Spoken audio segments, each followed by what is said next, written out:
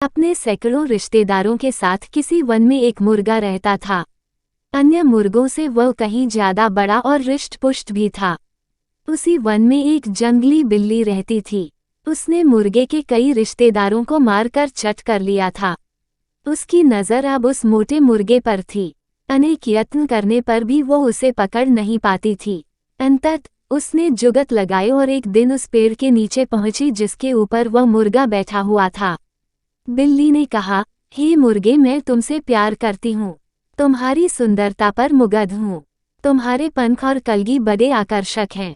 मुझे तुम अपनी पत्नी स्वीकार करो और तत्काल नीचे आ जाओ ताकि मैं तुम्हारी सेवा कर सकूं। मुर्गा बड़ा बुद्धिमान था। उसने कहा, ओ बिल्ली, तेरे हैं 4 पैर, मेरे हैं 2, ढूंढ ले कोई और वर तू है, क्योंकि सुंदर होते नहीं कभी एक पक्षी और जंगली जानवर। बिल्ली ने मुर्गे को जब फिर से फुसलाना चाहा तो मुर्गे ने उससे कहा, ओ बिल्ली, तूने मेरे रिश्तेदारों का खून पिया है। मेरे लिए भी तेरे मन में कोई दया भाव नहीं है। तू फिर क्यों मेरी पत्नी बनने की इच्छा जाहिर कर रही है? मुर्गे के मुख से कटु सत्य को सुनकर और स्वयं के ठुकराए जाने की शर्म से वह बिल्ली उस जगह से तत्काल प्रस्थान कर गई और उस पेड़ के आसपास फिर कभी भी दिखाई नहीं पड़ी। वाराणसी नरेश के राज बगीचे में कभी एक माली रहता था। वह दयावान था और उसने बगीचे में बंदरों को भी शरण दे रखी थी। बंदर उसके कृपा पात्र और कृतज्ञ थे। एक बार वाराणसी में कोई धार्मिक त्योहार मनाया जा रहा था। वह माली भी 7 दिनों के उस जलसे में सम्मिलित होना चाहता था।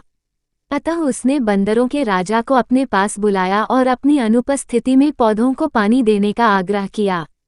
बंदरों के राजा ने अपनी बात सहर्ष स्वीकार कर ली। जब माली बाग से चला गया तो उसने अपने सारे बंदर साथियों को बुलाकर उनसे पौधों को पानी देने की आज्ञा दी। साथ ही उसने उन्हें ये भी समझाया कि बंदर जाति उस माली की कृतज्ञ है, इसलिए वे कम से कम पानी का प्रयोग करें, क्योंकि माली ने बड़े ही परिश्रम से पानी जुटाया था।